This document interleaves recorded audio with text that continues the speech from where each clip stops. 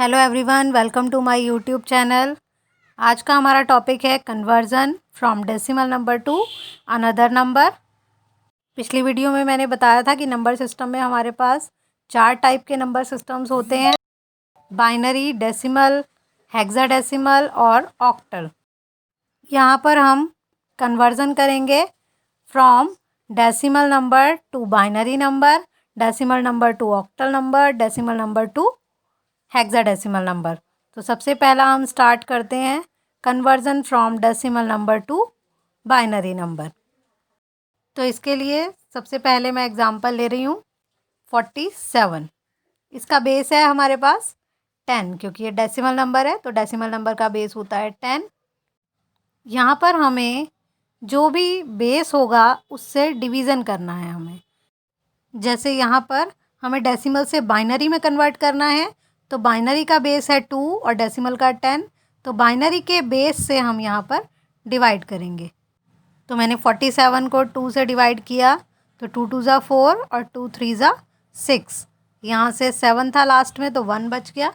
फिर से डिवाइड करेंगे, ये तब तक डिवाइड करना है जब तक लास्ट में 0 ना आ जाए। तो यहाँ करते हैं 2 1 ज़ा 2, 2 1 ज़ा 2, फिर यहाँ पर 1 रिमाइंडर बच गया क्योंकि यहाँ पे 3 था दूसरी डिजिट।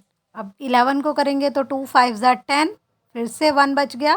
तो जो बचता रहेगा, जो एक्स्ट्रा डिजिट होगी, वो हम राइट साइड पे लिखते रहेंगे, जैसे मैंने यहाँ पर लिखी है 2 2 ज़ा 4, फिर से 1 बचा, और फिर अब यहाँ पर देखिए 2 1 ज़ा 2, पूरा कट हो गया तो यहाँ पर बचा 0, तो इसलिए मैंने यहाँ 0 लिख दिया।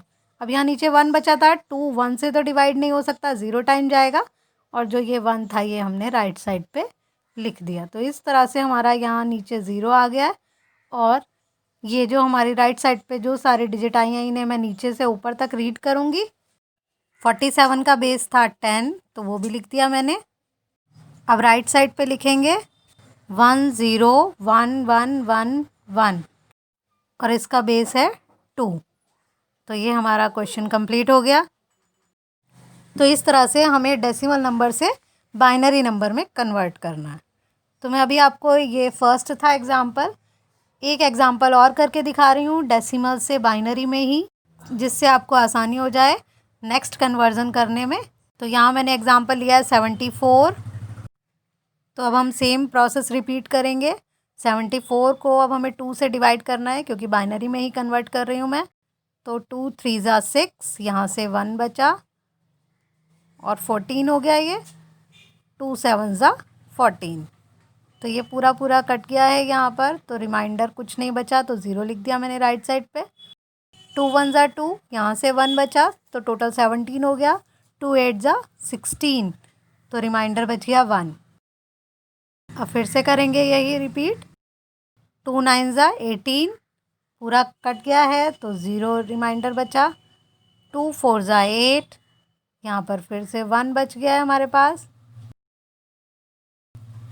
2 2 ज़ा 4, तो ये पूरा डिवाइड हो गया है तो 0 रिमाइंडर बचा। 2 1 ज़ा 2, फिर से 0 रिमाइंडर बचा। अब 1 नहीं कट होगा तो 2 0 टाइम जाएगा, और ये वाला 1 रिमाइंडर में चला जाएगा। तो अब इसको फिर से हम नीचे से ऊपर तक रीड करेंगे। 74 का बेस 10 है, तो अब मैं पहले 74 का बेस लिख देती हूँ, और फिर हम राइट साइड पे डिजिट लिखेंगे। क्या आएगी? 1 0 0 1 0 1 0, और इस डिजिट का बेस है हमारा 2। तो मैंने बेस भी लिख दिया। तो ये था हमारा conversion from decimal number to binary number. Decimal का बेस होता है 10 और बाइनरी का बेस होता है 2। 10 बेस से मैंने 2 बेस में कन्वर्ट कर दिया है किसी भी नंबर को। इसी तरह से आप कोई भी एग्जांपल कर सकते हैं। आई होप आपको ये वाला मेथड अभी तक समझ आ गया होगा। तो अब चलते हैं नेक्स्ट कन्वर्जन पे, जो है decimal to octal number. Octal number का बेस होता है 8। तो अब हम जो एग्ज़ाम्पल लेंगे उस एग्ज़ाम्पल में हम 8 से डिवाइड करेंगे। इतना तो आई होप आपको अब तक समझ आ गया होगा। तो चलिए स्टार्ट करते हैं एग्जाम्पल। जो मैंने लिया है 489, इसका बेस है 10 और अब हमें इसे कन्वर्ट करना है बेस 8 में। तो चलिए स्टार्ट करते हैं। मैंने लिखा 489 डिवाइड होगा 8 से, क्योंकि ऑक्टल का बेस है 8। तो 4 से तो 8 हमारा डिवाइड नहीं होगा, तो इसलिए 48 से डिवाइड करेंगे। तो 8 6 ज़ा 48 और 8 1 ज़ा 8, तो रिमाइंडर बचेगा 1। फिर से करेंगे 8 7 ज़ा 56 और 61 को जब मैं 56 में से सब्ट्रैक्ट करूँगी तो 5 बच जाएगा। अब 8 1 ज़ा 8 होता है, मिनिमम डिजिट 8 आनी चाहिए थी, बट यहाँ पर 7 है तो ये 0 टाइम जाएगा और रिमाइंडर बच जाएगा 7। अब हम इसको नीचे से ऊपर तक रीड करेंगे तो आएगा 751 बेस 8। तो ये जो हमारा रिज़ल्ट आया है इसमें तीनों डिजिट्स 8 से छोटी हैं, मतलब एक 7 है, एक 5 है, एक 1 है, तो तीनों 8 से छोटी डिजिट्स हैं। और ऑक्टल नंबर में हमारी रिक्वायरमेंट भी यही थी कि 0 to 7 नंबर ही आएंगे। तो ये था हमारा डेसिमल टू ऑक्टल नंबर। तो अब आते हैं नेक्स्ट पे, जो है हमारा डेसिमल टू हेक्साडेसिमल नंबर।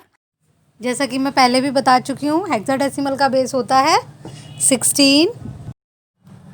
तो अब हम यहाँ पर इसका बेस भी लिख लेते हैं 16। डेसिमल का तो 10 लिखा हुआ है मैंने, हेक्साडेसिमल का बेस है 16। तो चलिए अब स्टार्ट करते हैं एग्जाम्पल। बेस 16 है, मतलब यहाँ पर 0 से लेके 15 तक के नंबर आ सकते हैं हमारे। तो हम 0 to 9 तो नॉर्मल नंबर यूज़ करते हैं, और 10 11 12 13 14 15 के लिए ABCDEF रेस्पेक्टिवली यूज़ करते हैं। मैंने यहाँ 791 डेसिमल नंबर लिया है और उसको कन्वर्ट करना है बेस 16 में। इट मीन्स मैं इसे 16 से डिवाइड करूँगी। तो अब हम देखते हैं 16 4 ज़ा 64 और 16 9 ज़ा 144। क्योंकि यहाँ पे 79 में से जब हमारे पास 64 में से डिवाइड किया था तो 15 बचा था। 151 को जब मैं 16 से डिवाइड करूँगी तो 9 टाइम्स ही जाएगा। 16 9 ज़ा 144 आया। तो मैं अब 151 में से अगर सब्ट्रैक्ट करूँगी 144 को तो यहाँ बचेगा 7। तो यहाँ हम रिमाइंडर में लिख देंगे 7। अब दोबारा से 16 से डिवाइड करेंगे। 16 3 ज़ा 48, 1 रिमाइंडर आ गया। फिर 16 0 टाइम जाएगा क्योंकि 3 छोटा है 16 से, और जो ये 3 था ये हमारा रिमाइंडर में चला गया। तो अब हम इसको फिर से नीचे से ऊपर तक रीड करेंगे और लिखेंगे 317। तो ये बेस 16 में है। अब यहाँ मैंने अभी आपको बताया था ABCDEF तक आपके नंबर आ सकते हैं। हमारे इस एग्ज़ाम्पल में वो नंबर्स नहीं आए हैं, तो मैं अभी आपको एक और एग्ज़ाम्पल करके दिखा रही हूँ। उसमें थोड़ा बड़ा नंबर लेते हैं हम, जिससे आपको मैं वो भी समझा पाऊँ। तो मैंने अब यहाँ पर एग्ज़ाम्पल लिया 7948, जिसका बेस है 10 और मुझे इसे कन्वर्ट करना है बेस 16 में। तो सेम प्रोसीजर फॉलो करते हैं। नंबर लिखा मैंने, इसे 16 से डिवाइड करना है। स्टार्टिंग सेम है, 16 4 ज़ा 64, रिमाइंडर बचेगा इसका 15, वो मैंने ऊपर लिख दिया। अब 154 अगला नंबर हो गया। 16 9 ज़ा 144, फिर रिमाइंडर बचा 10। 108 अब हमारा नंबर हो गया। 16 6 ज़ा 96।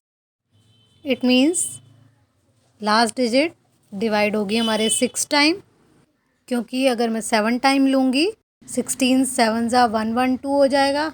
तो 112 108 से बड़ा नंबर है, इसलिए 16 6 ज़ा 96 और 108 में से अब मैं 96 को सब्ट्रैक्ट करूँगी तो 12 बचेगा। तो अब हम इसको रिमाइंडर कंसीडर करेंगे। अब फिर रिपीट करते हैं यही प्रोसेस। 16 3 ज़ा 48, 1 बचा तो यहाँ 16 हो गया, 16 वन ज़ा 16, तो कुछ नहीं रिमाइंडर बचेगा, तो 0 आ गया। अब 16 वन ज़ा 16, 16 टू ज़ा 32 होता है, वो बड़ा हो जाएगा, तो इसलिए 1 टाइम गया और रिमाइंडर बचा 15। अब 16 से 0 टाइम जाएगा 1 और वो भी रिमाइंडर में आ जाएगा 1। अब हम इसको नीचे से ऊपर तक रीड करेंगे।